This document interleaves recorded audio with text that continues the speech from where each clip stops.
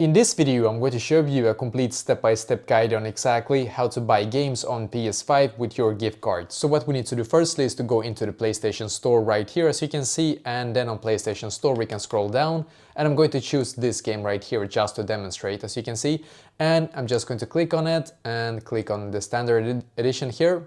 I have to accept this one, and you can see it says charge to wallet, but we can actually do like this. We can go and click on enter payment mode in here instead.